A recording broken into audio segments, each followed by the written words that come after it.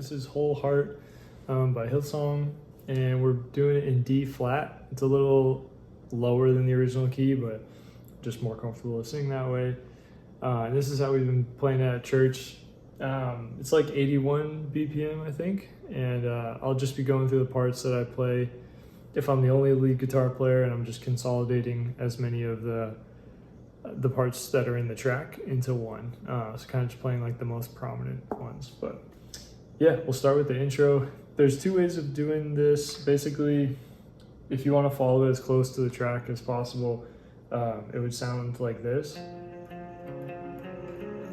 Playing it kind of lower in the octave, but if maybe the piano player is also playing it, or you have like an acoustic guitarist also playing it, or you just want to play it higher up the octave, you can also play it here.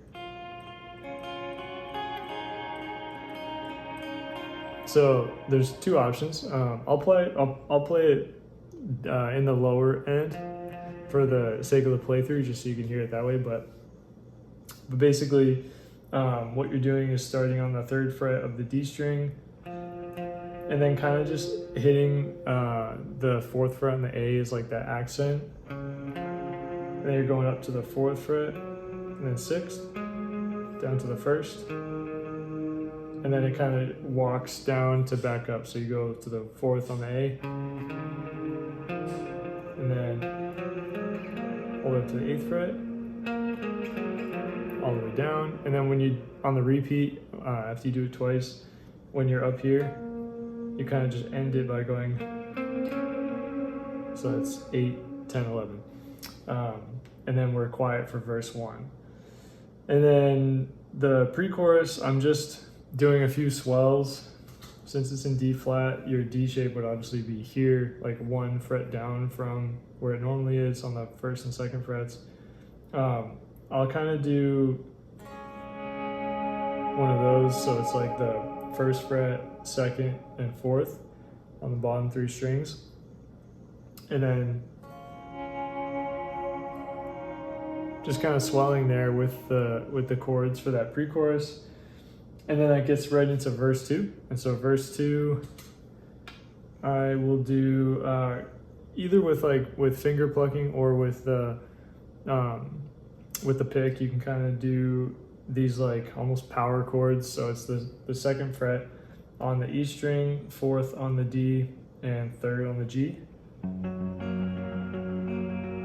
And then up here, that's 4th fret on the A, 6th on the G and B, and then same shape as down here, just 2 frets up. Do that a couple times. And then it goes, then it just changes slightly. So then you just do, for the pre-chorus, the 2nd pre-chorus, do that and then go up here. So that's 4, 6, 6, but on the D and G strings. And then for this part, you do, so that's just kind of accenting the 6th to the 5th fret on the G string.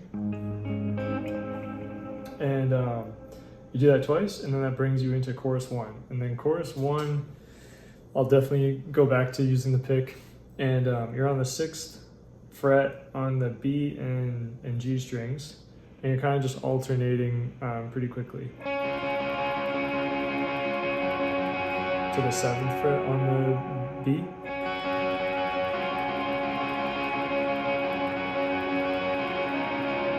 That's 7, 6, 4, 6. So and you just follow that for that first chorus 1, and then when it gets into like the 2nd part of the chorus, or chorus 2, however you want to call it, where the notes start to change, I kind of follow those. So it goes, so that's 6, 6 on the B and D strings.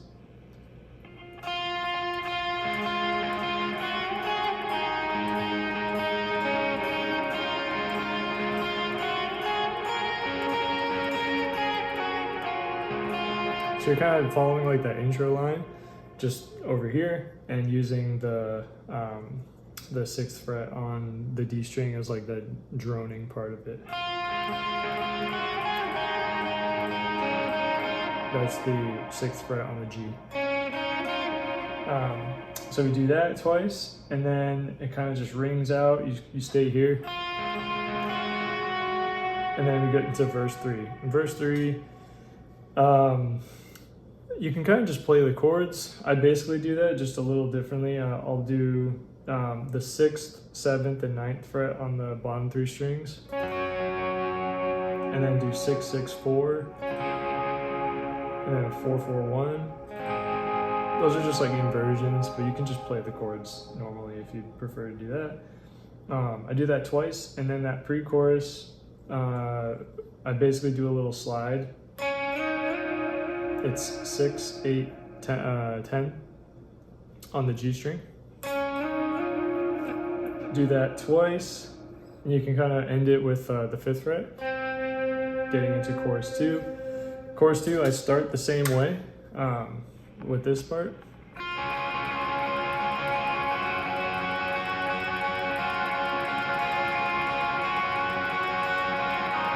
And then go into that big part right after. And then that leads right into the first big like bridge instrumental, or no, it's actually, yeah, into bridge 1, where I do octaves. So it's the 4th and 6th fret on the A and G string, and then I'm sliding up 2 frets every time. So bam, bam, bam, and then going down to the 3rd fret on the A. Like that, back to the 4th, down to the 1st and 3rd fret, and then you do the whole thing again. And then on that last part, I slide up to 9 and 11. And that's basically that progression. So that repeats a couple times. It kind of breaks down into like more of a quiet instrumental, where I will go back to that intro part, and then that kind of just builds back up. It eventually builds into this pre-chorus or the chorus line, and then we go back into a big bridge again with those octaves. That's pretty much it. Yeah, so I'll do the playthrough so you can hear everything in context. And the whole second part of the song is just like repeating parts, obviously. So there's nothing new there. And a good tag if you wanted to kind of pair another song with this is I Surrender. We did that last week at church, and it worked really well. Going right from like the broken down instrumental part where you're doing either this part or this part. Going from there right into the bridges of I Surrender worked really well. So just an idea if you need one.